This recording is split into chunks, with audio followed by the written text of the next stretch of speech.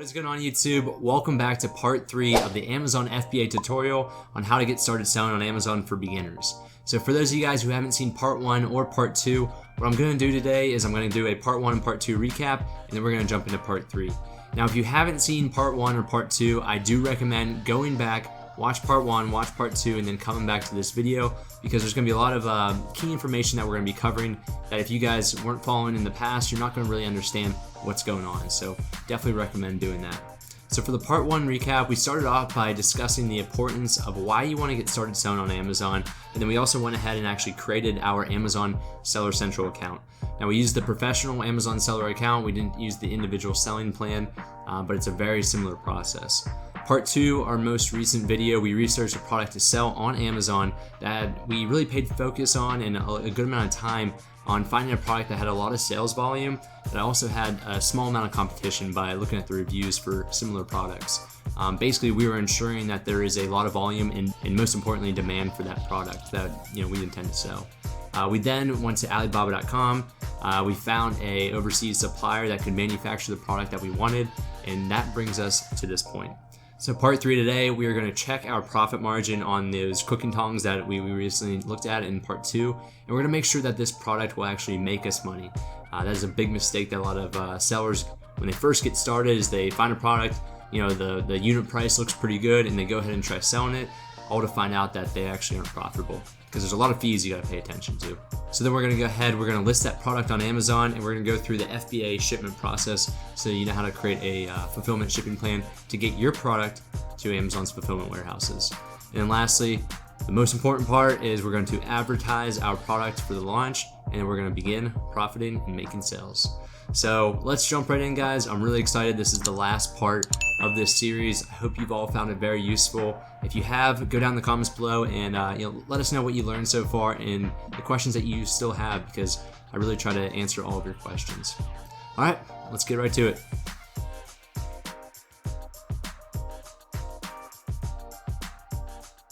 Okay, I bet this is kind of weird starting off, because I have my part 2 video shown here, and you probably see me down this right hand corner, then you also see me right there. But what you're looking at, guys, is you're looking at the part 2 video, and I want to start off this part 3 video on where we left off in part 2.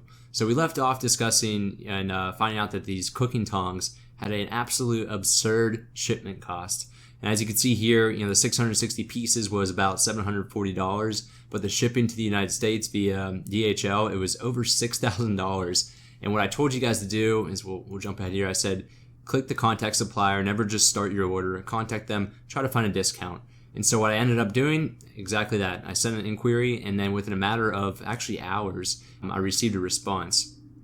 I'm not gonna go in that response, I'm not gonna bore you guys with that, but what I wanna show you is that same Alibaba listing page, and now that the shipping cost is $330. So you could tell something was either wrong in their system, and that's what they indicated to me, was there's an issue in their system, and for whatever reason it was showing a higher than normal price. So always keep a close eye on that. You really should never pay, for a product this lightweight per unit, you shouldn't pay more than $1 or $2 for shipping to the United States from China. This is great news, so this is going to be where we're going to pick up for part 3. So what we need to do is we need to determine our profit margin. Just because we found a product and we found that there's volume and demand for that product on Amazon, it doesn't mean that we're actually going to make money. It has to make sense, because if it doesn't, it's a waste of our time and it's a waste of our money. So what we're going to do is we're going to take this information, we're going to a spreadsheet, a very simple spreadsheet that I've created. I'll also put that link in the description below. I also have a video on determining your profit margin that will go into more detail on what each one of these rows actually mean for the cost and the income, but I'm not going to do it today. Just to keep this brief, I've already went ahead and I added all the information for these cooking tongs, and what this spreadsheet does is it outputs our total profit margin. This profit margin is your net income divided by your total sales. So it's the amount of profit that you're taking away at the end of the day. As you can see here, so for our unit cost, this includes everything from what the actual cost to create and manufacture the product, which is about $1.12 per unit. Then you have your shipping costs, and then you have all the monthly fees and the referral fees from Amazon and the FBA referral fees as well for them to package and ship your product. So I added that all in there, even advertising, and that gives me an idea of what each unit actually cost my store. For this, it's $5.55. The total profit per unit is just the subtraction between how much we're selling it for on Amazon, which I'm going to list it for $9.99, subtracted by the unit cost. So for every unit that we sell, we receive $4.44. So at the end of the day, whether it takes a month, 2 months to sell all those units, our total sales is going to be about $6,500, and that leaves us with a total profit of close to $3,000. My rule of thumb here, and this may vary depending on what your criteria is, I like to keep my profit margin above 40% ideally. I will enter the market with a product that has a profit margin above 30%. Ideally, if I can cut my numbers or find a manufacturer that will produce a quality product based on my criteria, as long as that is greater than 40%, I'm always going to go in for it, knowing that there's demand in the market. I'll put this link in the description. Check it out. You should be able to actually add the information here, but all it really is it's simple multiplication and addition, and you guys can find that profit margin formula online.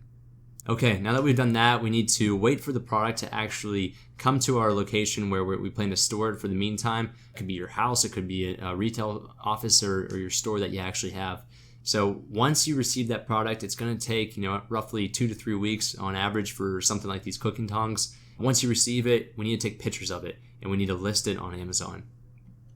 So what we're going to do is we're going to jump to Amazon Seller Central.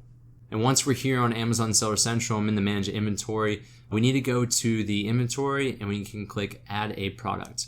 There are also a couple other ways that you can get to this page that we're going to be taking a look at. The button up here will also take you there.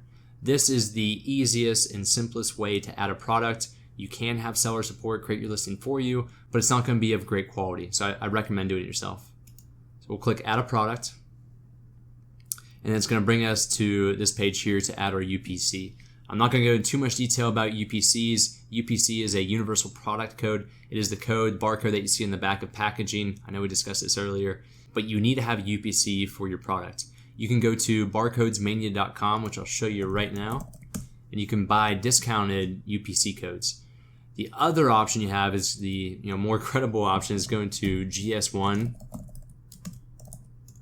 which actually issues official barcodes. This is the best way to do it. It's an expensive way. It costs a couple $100 just to get one barcode, and then there's also annual renewal fees that you'll have to pay. If you have a relatively small store and you don't have UPCs and you're trying to do what we're doing here and sell these cooking tongs in a relatively small amount, just go to Barcodes Mania, get one of these on sale for $5 per barcode, and save yourself a lot of time and headache. Once you've done that, you're going to go back to this page here, and we are going to search our UPC number. More than likely, if it is a new product and a new UPC code, you're not going to see an existing listing on Amazon. So we'll go down to the bottom left and we'll click Create a New Listing. The next is your product category. So you have to define what department that you are going to sell your product in. And again, you can go the whole way through all this list. I think the easiest way is what I usually do, just go to search, type in cooking tongs, and more than likely something's going to come up. So we got tongs, barbecue tongs, and other barbecue tongs. So we will sell in the tongs. Now this is the page where we're going to add all of the vital information, the different type of variations that we're selling for our product, what we're going to offer that to the Amazon market, and how we upload our images. And it's very simple. You really just have to type in the information. So for here, product name. This is going to be a test one, by the way, guys. I'm not going to put a lot of detail in this. I just want to get you guys through the process so you understand. But I do recommend really putting a lot of thought into the product name, into your brand name, into what you're going to offer it, and not just throw it on Amazon and hope that it sells. So cooking tongs test, since it's a test. If it's not highlighted in this red, it's not required. So if you want to put the manufacturer, that Chinese manufacturer, you can. If not, don't worry about it. Brand name. If you have a trademark brand already, put that in here, and more than likely you'll have to go ahead and register it with Amazon's brand registry. If you're a small seller, such as myself, and you're selling a couple hundred units a month, you can really just use whatever brand, as long as it's already not being used. So I use ECI. It's for my business. It's not trademarked, but it's a way to get around it. And then we'll go ahead and add that UPC that we previously used. Note here, there is a lock, and it says this field cannot be changed once it's submitted. So if you made a mistake with the UPC or you want to change the UPCs, you're not going to be able to, so you'll have to actually go ahead and delete this listing, and then you'll have to go back and add that product again. Go to variations. Before we go over this section, I do want to point out one thing. You see this red exclamation point up here. A lot of people actually come on videos and they ask, hey, I can't click save and finish, it won't let me, and that's more than likely because there's still fields that need to be completed. That's what this red icon indicates. So you have to go through all these tabs until all those red icons are gone, and then this save and finish button will appear. Variations it's really important if you are selling multiple products that are nearly identical products, but they have different colors. So a variation for these red cooking tongs would be the black cooking tongs. So color, or if you're selling clothing, size is a different variation. We don't have any variations, we're just selling the red cooking tongs, so we're not gonna do anything in this section. We'll click offer, and that's where this red exclamation point is telling us that, hey, there are fields that need to be completed before you can move on. So the first thing we need to fill out is the seller SKU. This is really your stocking unit. This is your unique identifier. This is not something that is typically shown to the public. It's really for your store, just so you can organize and keep track of all the products. We're just gonna name these cooking tongs since they're the only cooking tongs that I'm selling, or for the test. Next is the item condition. Is it used? Is it collectible? Or is it new? This is new. Standard price, $9.99. And then it's going to ask you your fulfillment channel. How are you going to distribute this product to customers who purchase this product? Is it going to be merchant fulfilled, where you handle the packaging and the shipping and the customer support? Or are you going to do fulfillment by Amazon? I think that you're going to do FBA because you're here watching this video on how to be a beginner seller on FBA. So just leave that checked. The last thing we need to do is we need to add an image. There are strict Amazon guidelines, so your first picture needs to have a white background and nothing in that background. So it should just be your product. And this was something that was I never really thought about, but when you do scroll through Amazon, you see that there aren't ever any backgrounds for that first image. This is a requirement, and Amazon will reject your listing if you don't abide to these guidelines. If you want to reach out to the manufacturer and ask them for a picture, they usually are pretty lenient, and they will give you some of the images that they have. They aren't always the best quality, and they aren't always the best images to use for the United States market if that's where you're selling. So I do recommend taking your own pictures. You can create a simple light box that will give you that white background, and there's also plenty of different apps on your phone. Even on the Amazon Seller Central app, I'm going to walk you guys through this real quick. On the upper left-hand corner, you'll see the 3 bars. You click those bars, and at the bottom of those links, you'll see right before sign up, it says Product Photo Studio. You can use that to take an image or images of your products, and it will give that white background. Very simple. And a lot of beginner sellers actually think twice about selling on Amazon because this can seem very difficult for someone who isn't savvy with photography. Worst case scenario, if you really don't want to do it, just pay someone to do it for a quick hour session, take a picture of all your products for you. So now we've uploaded that. You can upload a good bit here. The more the better, typically, is how I see it. Just don't replicate pictures and try to make them as professional as possible. After that's complete, we can go down, we click submit and finish, and now our product is going to be live within the next 15 or 30 minutes. Okay, and once you're complete with that, you'll be brought back to the Manage Inventory tab here. I didn't go ahead and actually submit and finish that, but what we're going to do now is we're just going to transition to this iPhone 11 case that I plan to be selling and I just received some inventory of. So this is the same process, it's not the cooking tongs. I know we've used that for the example in part 2 and early on in this video, but this is the live listing I have. So now what we need to do is we need to get our inventory that we have to Amazon's FBA warehouse. And to do that, we can do it all through this tab right here, and it will allow us to create a shipping plan. Essentially what we're doing, for if you're still kind of confused at this point, what we need to do is we need to package all of our inventory and send it to Amazon. So whenever a customer comes to one of our products and they purchase them, Amazon knows, all right, we're going to go to that section and grab that product because it's attached to this store in that listing. So they'll take your product, they'll package it up for you, and they'll ship it to that customer, and you don't have to handle anything. So that's what we're going to be doing here. I'm not going to go into too much detail in this video. I'm going to put a video in the cards now that will show you exactly how to do it step by step in extreme detail. But just for the sake of this video and keeping this a 3-part series, I'm just going to show you guys where to go, and then from there you can watch the other video and I'll tell you exactly step by step how to do it.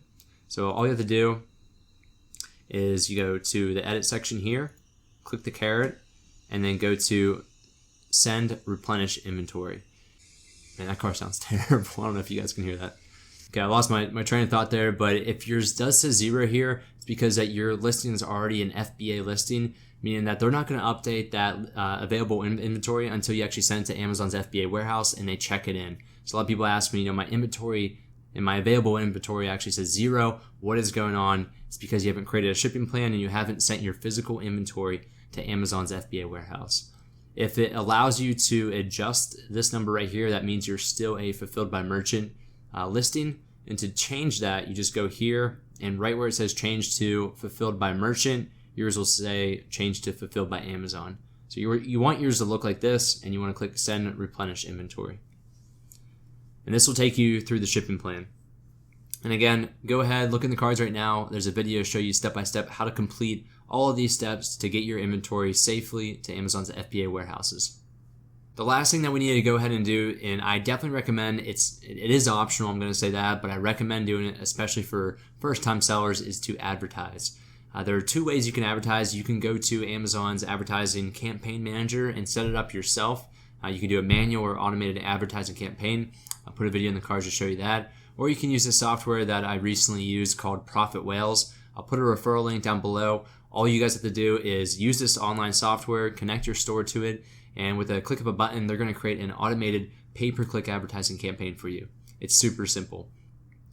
So at this point, I recommend advertising in some form just to get your product out there. You don't have to advertise like crazy and put hundreds of dollars in your budget, but I always look to put around $50 to $100 in the budget just starting out. That way my product can stand out in front of the rest of the competition that's already existing. So there's other cooking tongs, and people will start buying my product. And the more people that begin buying my product early on, the better I'm going to rank in the search ranking, as well as I'm going to get some reviews early on, which is essential.